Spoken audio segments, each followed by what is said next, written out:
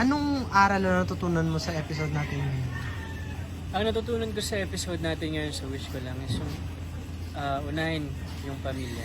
Pahalagahan sila, mahalin sila ng buo hanggang dulo. Kasi syempre sila yung nag-alaga sa'yo simula nung bata ka pa nung pinanganak ka dito sa mundo. And hanggang ngayon. Naranasan mo namang may ma-obsess sa'yo or ikaw na-obsess sa isang tao? Obsess. Ibang tao. Wala eh. Wala akong naaalala na na-obsess ako or may na-obsess sa akin. Tapos, panghuli, anong characteristics ng character mo na si Marco yung nagustuhan mo? Or nakarelate ka? Pinaka nagustuhan ko kay Marco, willing siya gawin lahat para makapag-provide sa kapatid niya, sa nanay niya.